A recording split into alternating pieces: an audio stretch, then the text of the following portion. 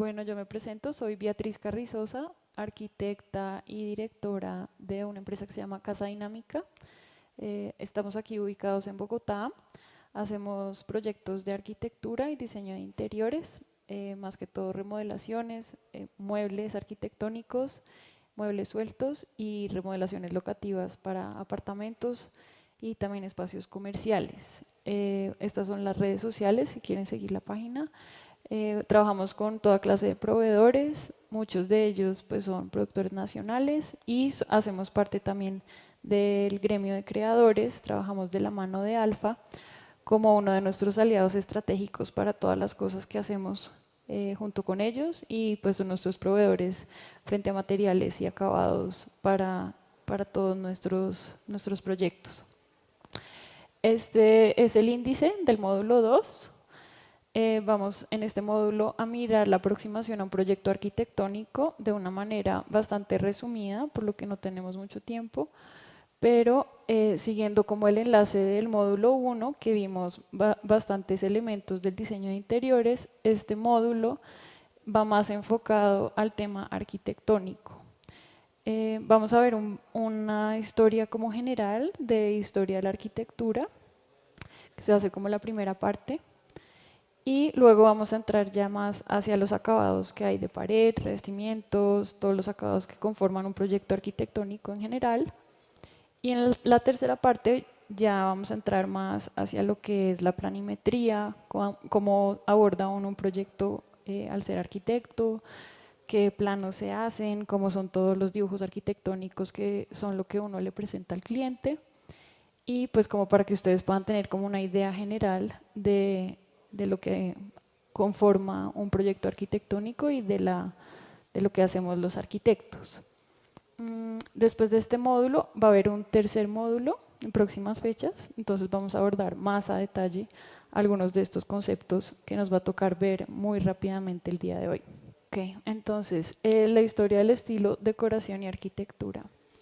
Entonces, la idea aquí es, vamos a mirar muy generalmente cómo funciona el tema de los arquitectos y qué es lo que conforma pues, un diseño arquitectónico. Entonces, a lo largo de los siglos, estilos de diseño de interiores han evolucionado en respuesta a estilos arquitectónicos, eventos históricos e influencias culturales, sin dejar de lado las necesidades que puede presentar el ser humano en su entorno.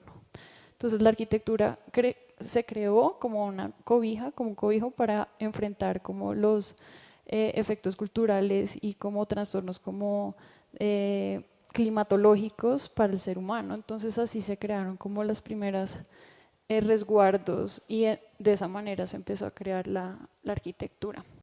Aquí también vamos a hablar un poco del diseño de interiores sin entrar muy a detalle de lo que es. Entonces, digamos que muchos de los estilos que vamos a ver ahorita de historia de arquitectura también influyeron en el diseño de interiores. Algunas de las cosas que se influenciaron fueron las paletas de colores, las proporciones de los muebles y todo esto fue también respuesta no solo al entorno, sino también a las cosas históricas de cada etapa y como arquitectos y diseñadores que influyeron y respondieron de manera como insistente en el tiempo en el que estaban diseñando. Entonces, digamos que reconocer toda esta historia y como todas las ideas que hubo en el pasado nos ayuda a nosotros como arquitectos para entender de qué manera debemos diseñar y encontrar nuestro propio estilo. Bueno, aquí ya entramos entonces como a la época y a la manera como vamos a abordar este curso, que es ver primero una línea de tiempo y una historia de arquitectura. La historia de la arquitectura es como una rama de la historia del arte. Vamos a verlo muy rápidamente como por etapas para que ustedes tengan como una idea general sobre la historia de la arquitectura.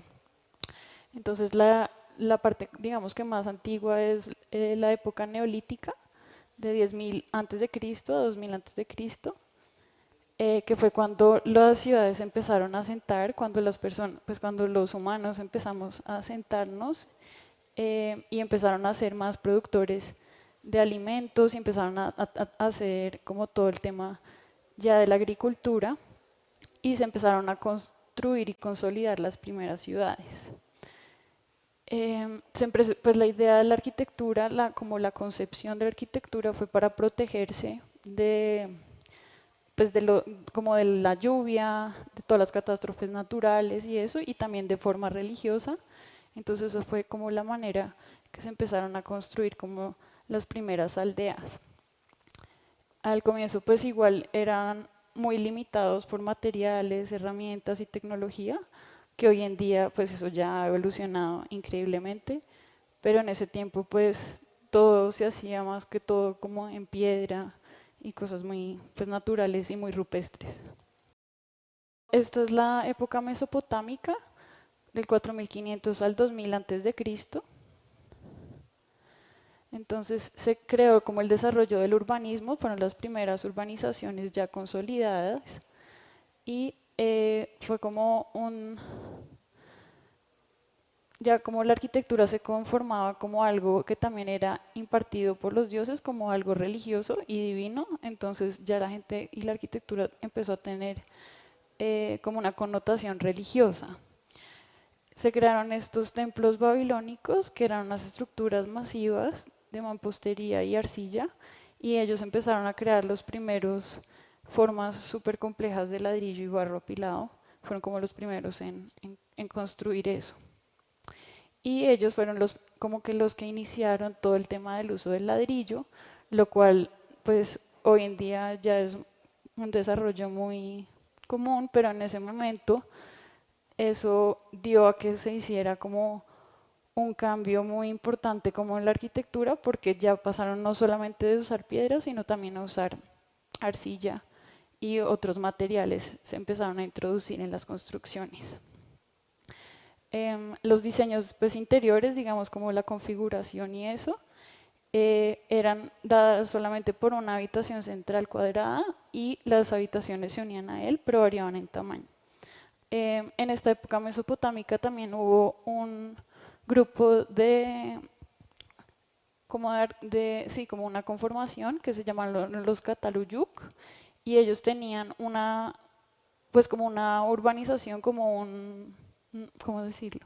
Como un conjunto de viviendas, pero ellos entraban como a sus propias viviendas por el techo. Todo el recorrido urbanístico se hacía en el techo y entraban a sus casas de arriba hacia abajo.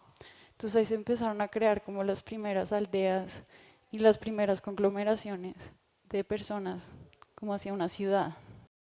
El antiguo Egipto, del 3000 antes de Cristo al 900 antes de Cristo, este tipo de arquitectura se basó pues primordialmente en la religión y pues los edificios pues eran construcciones con cubiertas planas enormes, muy geométricos también, de piedra, y pues tenían muchos jeroglíficos y en sus construcciones daban mucha alusión a los dioses, a todos pues sí, como los jeroglíficos y a los dioses que ellos les rendían culto.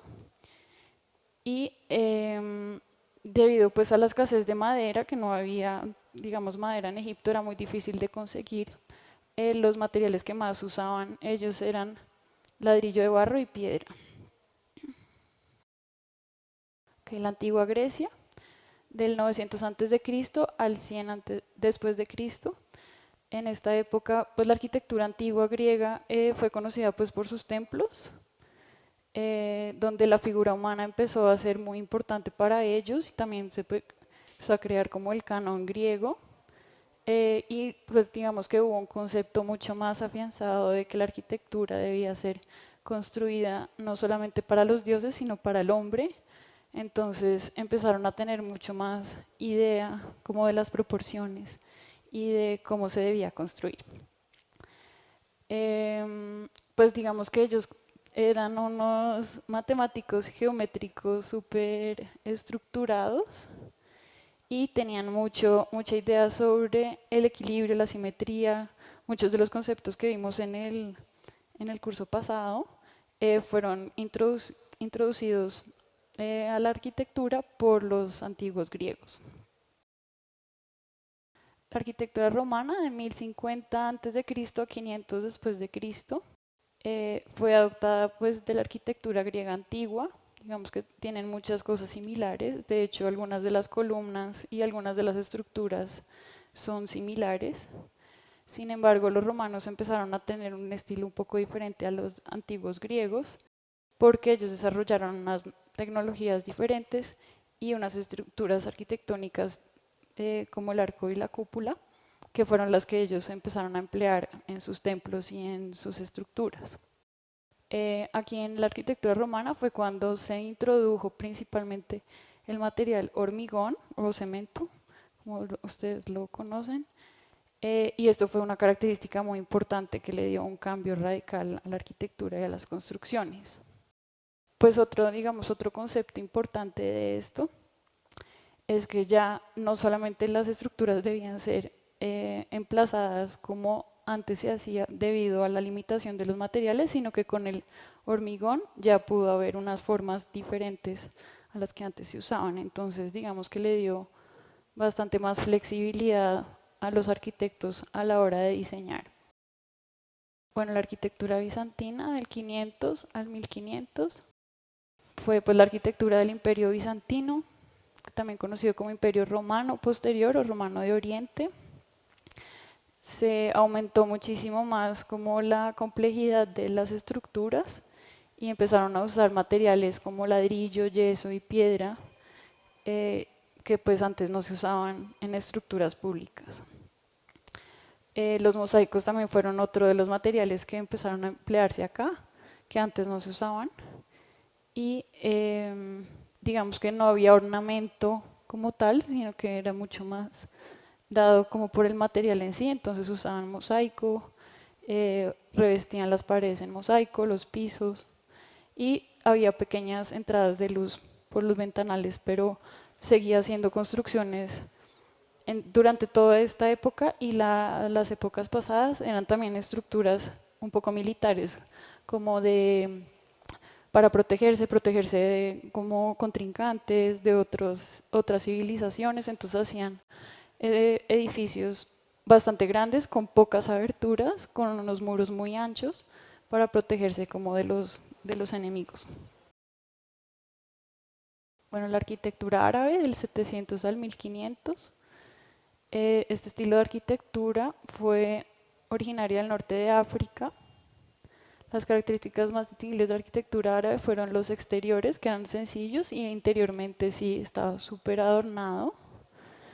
Era decorado la arquitectura como si fuera un textil, o sea que tenía muchísimos colores, mucho ornamento, elementos naturales como hojas, usaban muchos espejos de agua y mobiliarios en madera. Y pues el clima, digamos, en los árabes hizo que, digamos, se usara muchísimo la teja, el mármol, ladrillo, barro y yeso. En los interiores siempre eran materiales muy fríos como para que hubiera como mejor confort en el interior, y también por eso usaban mucho los espejos de agua para dar como mejor climatización adentro y que no se sintiera tan caliente. Entonces eran como pequeñas estrategias que usaban ellos en sus templos y en su arquitectura. El estilo gótico, que surgió en la Edad Media, surgió originalmente en Francia y pues está caracterizada por los arcos apuntados, las bóvedas de crucería, los arbotantes y otras innovaciones. Digamos que esta arquitectura hicieron que se viera súper alta y elegante. La estructura, así fuera robusta, parecía súper delgada, como que tenía como apuntalado, parecía casi como huesos. Entonces esa es como una de las características más específicas de este estilo de arquitectura. Todo era como muy hacia el cielo, querían más o menos acercar el hombre a Dios, sobre todo en las iglesias. Y también tenían como elementos pues del medioevo, como es la gárgola y muchas otras, digamos, em, como sí, criaturas que se posaban en los techos y protegían, digamos, a las iglesias y las iglesias que ellos tenían en la arquitectura gótica. Bueno, el estilo del Renacimiento, 1400 a 1600, hace énfasis pues, en la simetría, en la proporción y en la geometría. Eh, las paredes externas pues eran en ladrillo, revocadas y revestidas con piedra, y internamente pues eran revestidas con cal. Por fuera estaban decoradas con piezas talladas y pues tenían ventanales, obviamente no tan grandes como los que usamos hoy en día, pero sí tenían ventanales sobre todo en forma redonda, pues como circular o alongada para iluminar el interior del edificio. Bueno, la época del barroco, 1590-1725. El estilo barroco era opulento y dramático con formas irregulares y extravagantes. La ornamentación era hecha de madera dorada, yeso, acabado de estuco, mármol o imitación. Eh, en el barroco se caracterizó por nuevas exploraciones de forma, luz y sombra uniforme mediante varias ventanas y el uso de espejos. Esto fue como lo que caracterizó la época del barroco. El estilo rococó fue una reacción de diseño que era como incluir el arte en el diseño arquitectónico, entonces hacían edificios supremamente ornamentados y querían como introducir en el interior naturaleza, hojas, flores, pero súper recargadas las paredes, los revestimientos eran muy recargados y los interiores de los palacios empezaron a tener como mayor importancia, entonces empezaron a revestirlos con papel de colgadura, cuadros, muebles de la época, candelabros, todo era súper ornamentado. Esta fue como una de las épocas donde más ornamentación hubo y fue como la fusión entre arquitectura y arte, como lo que dio este movimiento, digamos, arquitectónico. Los muebles empezaron a tener como un estatus mayor, entonces también eran como ornamentados y tenían bastante complejidad y eran un símbolo de estatus. Entonces, digamos, los príncipes o, no sé, Luis XIV tenían exageración de muebles, exageración de palacios y entre más ornamentado estaba, pues digamos que más estatus tenía el lugar. Luego, después de Rococó, la Revolución Industrial de 1760 a 1820. Entonces, aquí digamos que el acero fue el principal protagonista y fue como el que impulsó a que las estructuras ya pudieran ser de mucho más altura y mucha más distancia. Y digamos que en esta época se crearon estructuras como puentes, estructuras de fábricas en hierro que tenían grandes dimensiones y grandes luces y digamos que abarcaban muchísimo más espacio que antes. El estilo neoclásico gregoriano, 1720 a 1830. Esto fue un estilo del siglo XIX que se caracterizó por estar más que todo en Estados Unidos y pues era como una, como que revivió un estilo clásico que ya no se estaba usando tanto.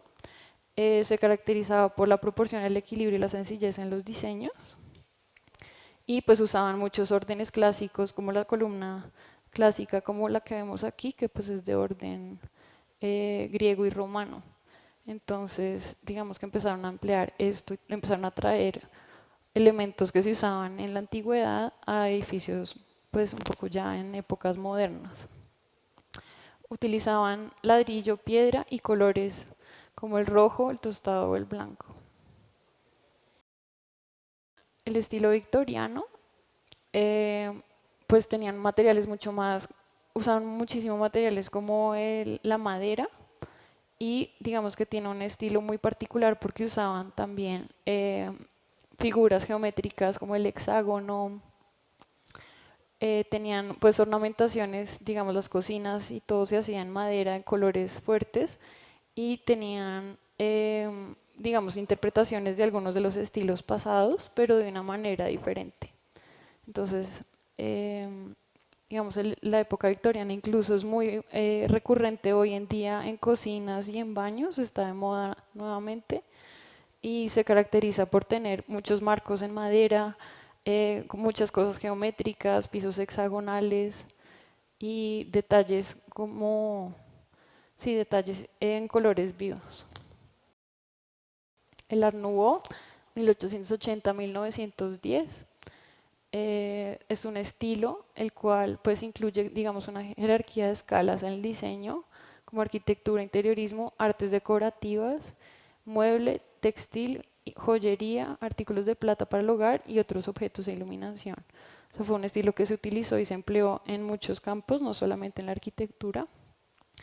Y los edificios se caracterizan por tener formas asimétricas, como arcos y superficies decorativas con diseños curvos que hacían parecer plantas. Entonces las columnas parecían árboles o tallos de los árboles, los revestimientos de la pared parecían como dragones o hojas de plantas. Entonces eso es como muy característico del estilo Art Nouveau.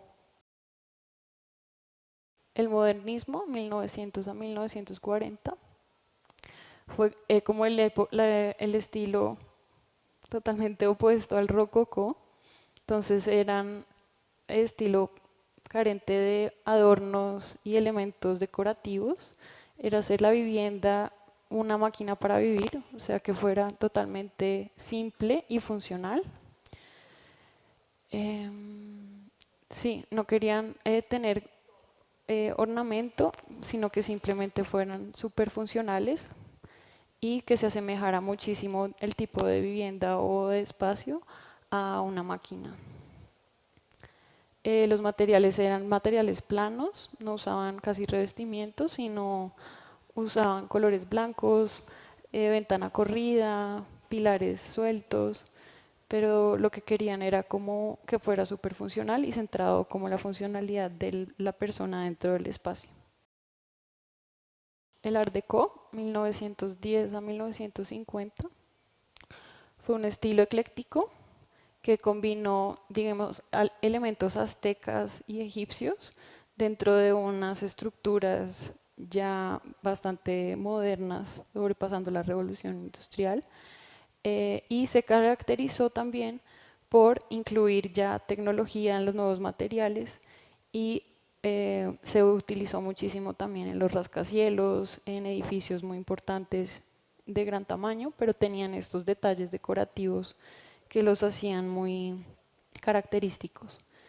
Les gustaba muchísimo la simetría y las líneas rectas, pero también tenían estos como detalles.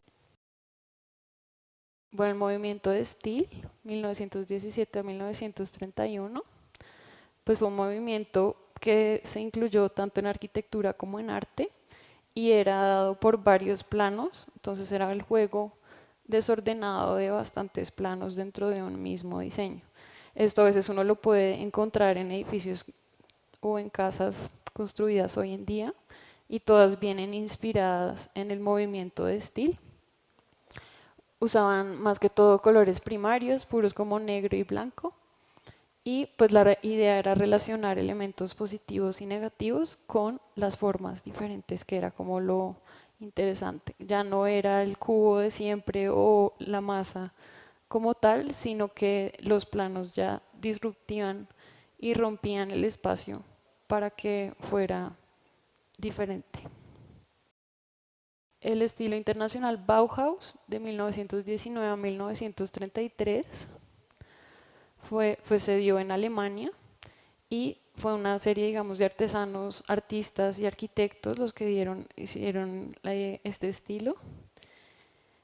Y digamos que lo más importante y más característico de este grupo de arquitectos, diseñadores y artistas fueron los muebles y digamos la contribución más importante a día de hoy fueron los muebles y algunos de los principios que ellos tenían, donde las formas pues eran muy simplificadas, formas geométricas y usaban muchos bloques de colores. También usaban muchísimo estos Vitrolux o como estos bloques de vidrio en sus construcciones y colores grises, pues típico como este edificio de la Bauhaus en Alemania. El estilo arquitectónico postmoderno, 1964, fue un estilo internacional donde el estilo modernista es reemplazado por diversas estéticas. Digamos que rompieron lo que habían ya cambiado los modernistas y retomaron una forma de decoración y ornamentación, pero de una forma muy diferente. Entonces eran como este tipo de detalles de acá, que eran pues ornamentos digamos que innecesarios, pero que le querían dar otra vez carácter a los edificios, ya que en el modernismo habían suprimido todos los ornamentos que sí se daban en los estilos y en las épocas clásicas.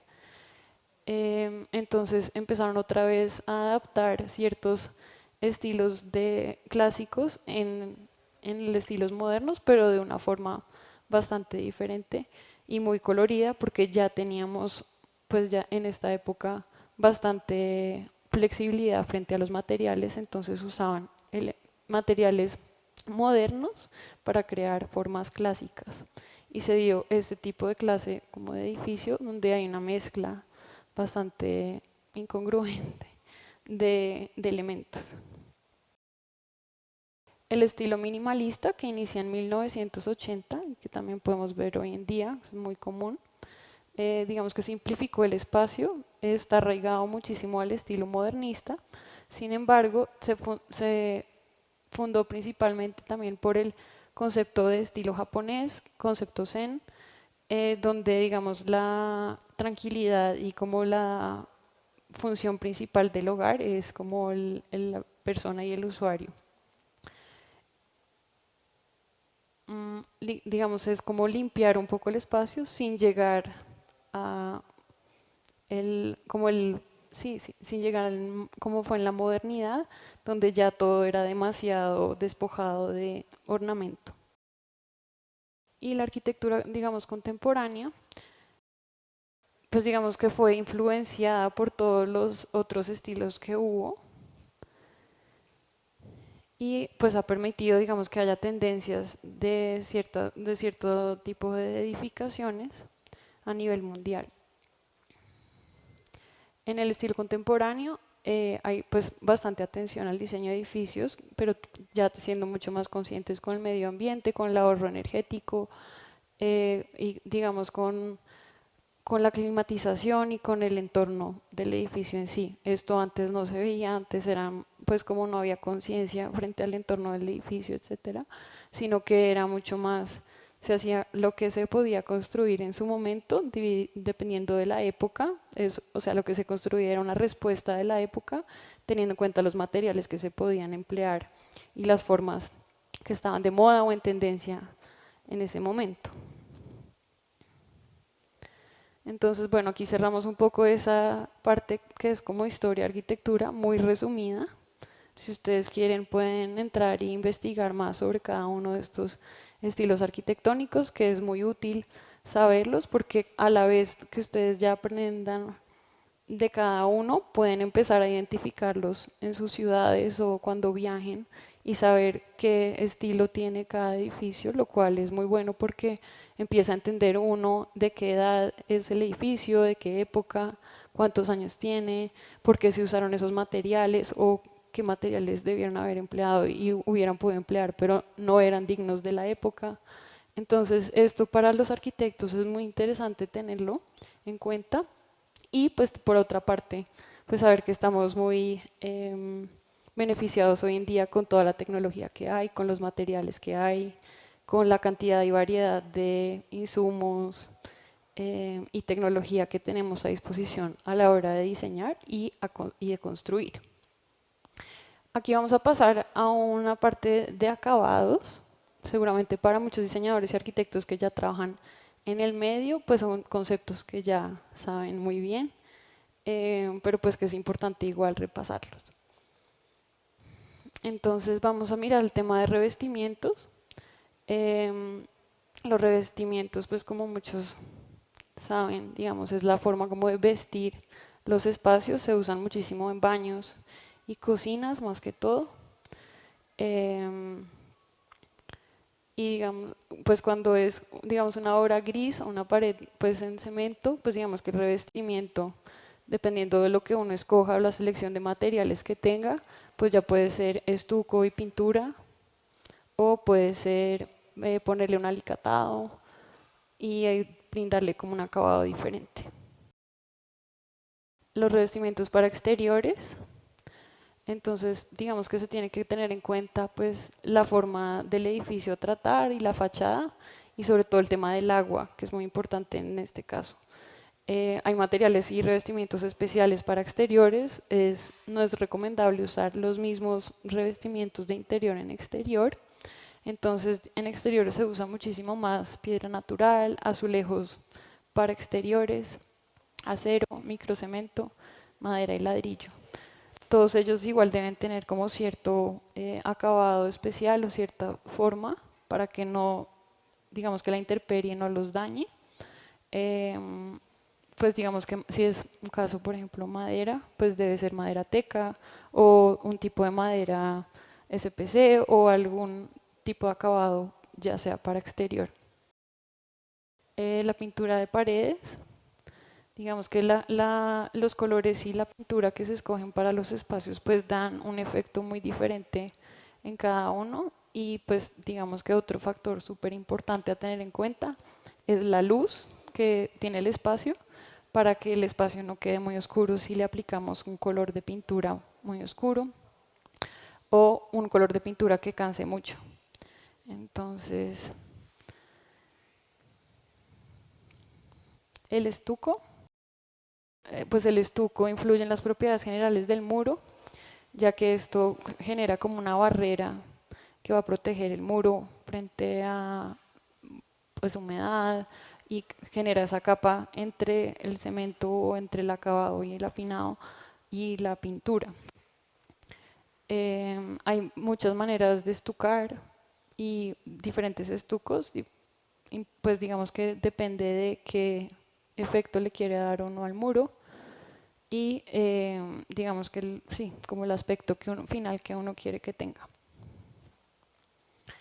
El alicatado, que son como los baldosines, como los que vemos aquí muchísimo en este showroom, pues es el recubrimiento tipo azulejo, que se usan muchísimo en las zonas húmedas porque protegen de la humedad impresionante como ningún otro, y se usa en baños y cocinas primordialmente, aunque se puede usar, hoy en día lo usan dependiendo de la zona donde se construya, puede ser usado en todo el piso de la casa, puede ser usado en paredes, incluso techos.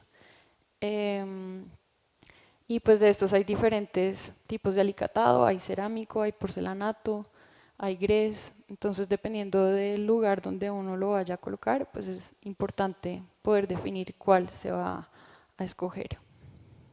El papel de colgadura, pues digamos que la ventaja principal frente a la pintura es que este tiene una duración bastante larga, porque hoy en día incluso los papeles de colgadura los hacen con acabados inclusive plásticos, y pues digamos que es muy conveniente porque tienen diseños súper diferentes, es muy artístico y se puede aplicar sobre cualquier superficie lisa. Los pisos de cemento y hormigón son un tipo de revestimiento. Se puede usar para exteriores, aunque hoy en día está muy en tendencia también aplicarlo en interiores. Hacen que el espacio se vea moderno y como estilo industrial, y pues digamos que eso al final se le pone una laca para protegerlo y que no tenga como tanto desgaste. Este revestimiento también se puede usar en chimeneas, en paredes. Hoy en día hay microcemento de diferentes gramajes, de diferentes texturas, incluso hay cementos que se usan con color, tienen como anilinas, entonces tienen como un color específico, y dependiendo de cómo se aplique, también puede tener ciertas texturas. Incluso ahora los aplican con un efecto que parecen como si fueran madera, parece como diferente, se les ve la textura como si tuvieran las vetas de la madera. Los pisos en madera, pues es un acabado que ya está muy en tendencia y pues lleva muchos años. Es bastante elegante y clásico, y pues de pisos de madera, hay pisos en madera natural que cada vez se ven menos, pero se siguen aplicando y poniendo en los apartamentos y en los espacios. Hay pisos de madera laminada que es también como una forma más asequible de poner pisos de madera. Hay pisos SPC que son más resistentes al agua y se pueden encontrar de diferentes anchos y largos. Y hay pisos de madera estructurada que tienen, digamos que una base sintética, pero la chapilla, digamos, final es de madera natural. Entonces todos estos tipos de piso pues crean como este mismo efecto, pero varían muchísimo si uno escoge un acabado mate o brillante, si decide lacarlo y pues pulirlo y lacarlo de manera brillante o mate. Y pues hay diferentes, como ya dije, anchos y largos, y hay unos que vienen veteados y hay otros que ya son totalmente lisos. Eso depende de lo que el cliente como quiera o lo que el arquitecto considere. Los pisos en cerámica pues tienen una capa no esmaltada, que es cuando la que debe ir instalada hacia abajo. Son muy resistentes al alto tránsito, pero pues depende porque uno tiene que escoger, dependiendo del proyecto que vaya a hacer, qué tráfico va a tener el material.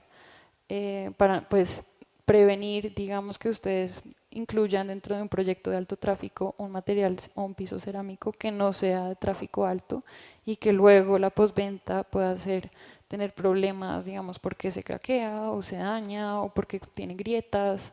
Entonces todo esto hay que tenerlo en cuenta siempre que compren un material que debe ir de acuerdo al espacio comercial o al espacio que vayan a hacer. En mi experiencia yo uso muchísimo pues tráfico alto porque así evita uno que el material se vaya desgastando y dura muchísimo más. Entonces eso es como una ventaja que uno puede tener.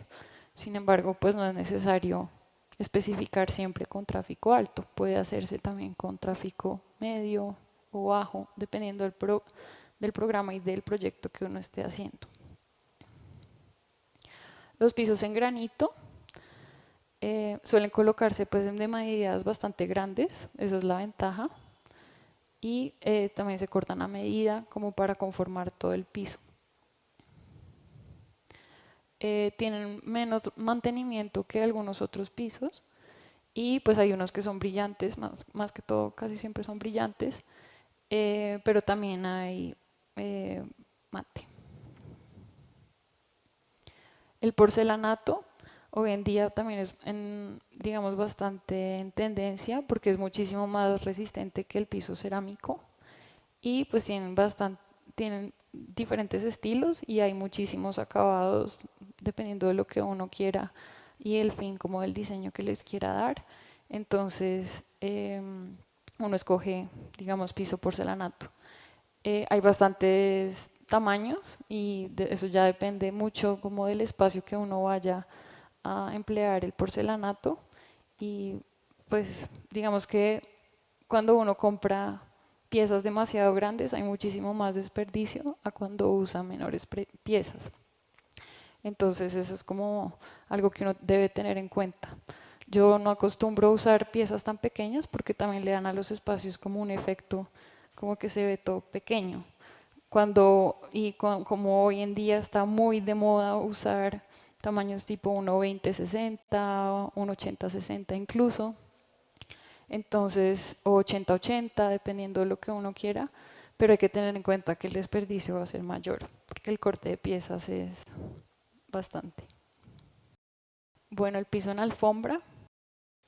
Este piso ya hoy en día cada vez se usa menos, pero digamos que se utilizaba muchísimo también cuando el suelo o el suelo raso había quedado con imperfecciones, etcétera, o también para dar como un efecto de confort y calor a espacios, digamos, donde hay mucho invierno o espacios fríos o en las alcobas principales, se usaba bastante. Bueno, el piso laminado, que ya lo vimos, digamos, dentro de la gama de pisos en madera, pues que es una lámina de varias capas de materiales y que imitan de una manera increíble hoy en día con la tecnología cada vez mejor, porque hoy en día casi que imprimen el papel, que es la lámina que le ponen al final, y parece madera de verdad. Entonces digamos que hoy en día es un acabado viable para los proyectos y también son bastante resistentes, tienen buen uso y pues, buena postventa. Bueno, los techos. El techo suspendido, pues es un falso techo donde los arquitectos pues pueden jugar muchísimo con el material, dándole diferentes luz y formas al techo, que antes, digamos, no teníamos la tecnología para hacer esto. Esto cada vez está más en tendencia usando drywall o superboard, entonces le pueden dar diferentes geometrías al techo, cajones, al, ¿qué? Al cortinero, digamos, se puede hacer como una entrada para poner ahí el cortinero, la iluminación que no quede totalmente descolgada, sino interior. Es un tipo de acabado que está bastante en tendencia, sobre todo en espacios comerciales, pero que cada vez más está entrando a ser parte de los acabados, digamos, de las viviendas.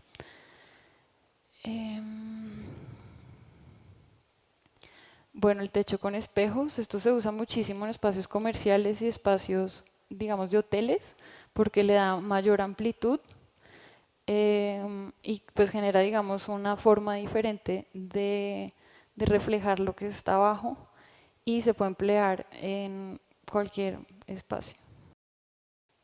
Bueno, el techo artesonado, que también es similar al primer techo que vimos, pero es donde los casetones, digamos, se dejan libre y se queda viendo solamente la estructura. Esto le da mayor amplitud a los espacios y mayor altura. La desventaja de esto es que muchas veces se queda viendo la estructura o se queda viendo, digamos, la tubería. Entonces hay que tener en cuenta eso para ver dónde deja uno los techos artesonados. Pero hoy en día está muy en tendencia este tipo de acabado y le da al espacio pues un aspecto bastante interesante a los proyectos y no es muy costoso de realizar. En ventanas y vidrios hay que tener muy en cuenta, digamos, las medidas y el tipo de apertura que uno quiere tener en la ventana, la privacidad, qué tanto afecta la ventana a la privacidad, la forma y la estética de la ventana y el material a emplear, ya sea en el marco o en la ventana en general. Hay pues perfilería en PVC, en aluminio y en madera. Y asimismo en vidrios, pues hoy en día tenemos muchísimas variedades de vidrio. Hay bajo emisivo, que es el que evita que el calor del espacio salga, digamos, al exterior, que haya como esa transmisión calórica entre interior y exterior. Vidrio con control solar, que minimiza el calor que entra de afuera hacia adentro, tiene como protección UV, tienen unas láminas que protegen el interior del sol, sobre todo para proteger, digamos, el piso en madera o los muebles, o que sea espacios o ventanales que den hacia donde sale el sol, que produce muchísimo calor. Es bueno emplear este tipo de vidrios. El vidrio acústico, que muchas veces tiene una cámara de aire entre las dos láminas para reducir pues, la entrada de ruido. Y los vidrios de seguridad, que pues tienen una película para impedir, digamos, que se rompa de manera fácil el vidrio. Entonces, esta gama de ventanería es importante tenerla en cuenta cuando uno desarrolla un proyecto para saber cuál o qué tipo de vidrio especificar para el proyecto.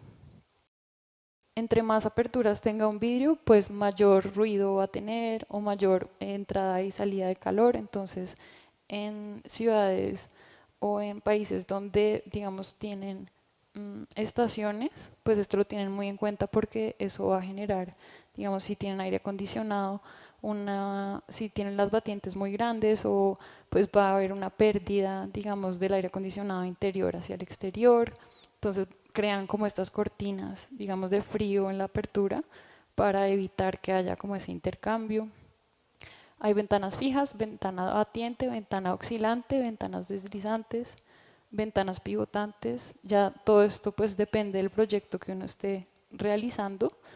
En Colombia las que más se usan pues son las ventanas correderas, son las más comunes, aunque también se ven batientes y pues las ventanas fijas, digamos que son las que impiden mayor ruido impiden la entrada y salida de calor. Se usan muchísimo las ventanas fijas en edificios corporativos o de oficinas o edificios comerciales. Bueno, los salpicaderos. Los salpicaderos pues ayudan, digamos, muchísimo al tema de la humedad, como sobre todo se emplean en las cocinas y en los baños, y pues se pueden hacer en varios materiales. Eh, digamos, es un elemento que hoy en día se ve bastante bonito, entonces lo emplean muchísimo. Se puede hacer en cuarzo, se puede hacer en mármol, incluso se pueden hacer en madera. Y pues digamos que es como la continuidad del plano horizontal hacia el vertical e impide que por esa ranura intermedia, digamos, se filtre el agua o se filtre eh, elementos pues, que uno no quiere ahí. Y hoy en día están en tendencia también los salpicaderos bastante altos, antes no se usaban tanto, pero hoy en día le generan como esta continuidad desde el plano horizontal al vertical y se ve bastante bonito y pues digamos que es un elemento con el que uno puede jugar como arquitecto dependiendo del proyecto. Bueno, acá están los otros materiales de los salpicaderos, también se pueden hacer en cerámica, en acero inoxidable, que se usan muchísimo en acero, más que todo en cocinas industriales, donde les exigen que los materiales y las encimeras de la cocina sean en acero, ya que el acero pues es bastante higiénico. Y pues hay diferentes otros tipos de acabado de salpicadero, como es el de vidrio estampado, que es el que vemos aquí en esta imagen. Entonces los arquitectos podemos jugar, digamos, con estos elementos como una posible forma de diseñar. Bueno, aquí pasamos al tema de armarios, muebles de cocina y baño, muebles arquitectónicos. Digamos que los muebles arquitectónicos hacen gran parte de los espacios, ya que influyen muchísimo en el color, la forma y el tamaño, y digamos que hasta generan que el espacio se vea mayor o más grande si tiene o no tiene muebles.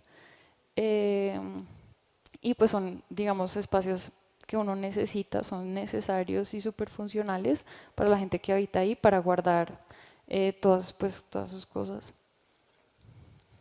Ok. Bueno, aquí pasamos a la iluminación.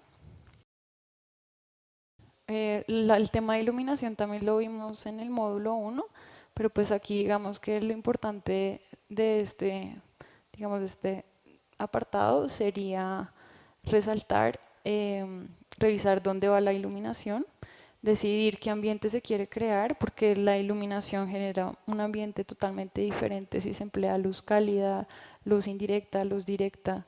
Todos estos elementos generan un ambiente muy diferente en el que uno está creando. Y escoger cuánta luminosidad hay, porque si es un espacio ya demasiado iluminado, pues puede ser bastante incómodo para la persona que está ahí.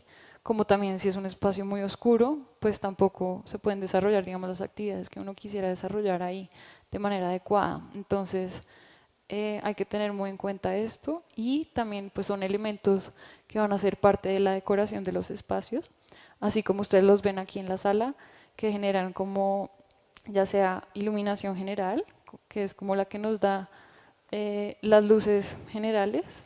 También hay ya como iluminaciones focales, que es como la que nos da las lámparas que podemos ver, o las spots que van enfocando la luz a ciertos puntos donde uno debe enfocar su atención.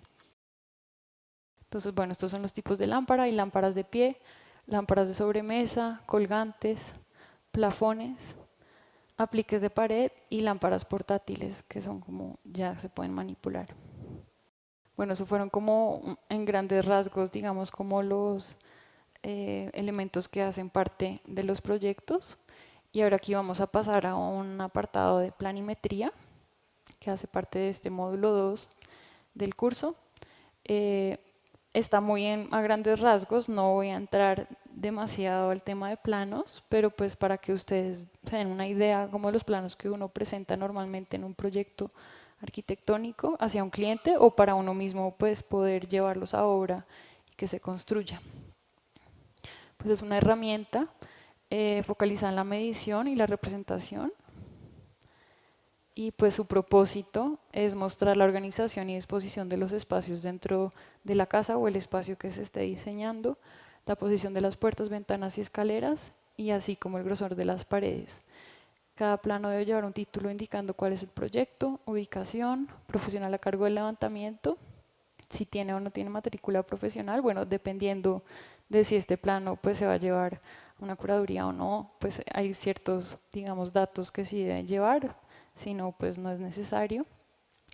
La escala es muy importante en el plano, o si no lleva la escala, pues que esté acotado, que tenga ciertas medidas básicas para que la gente se pueda guiar, y, o digamos una información técnica, ya sea como una, sí, como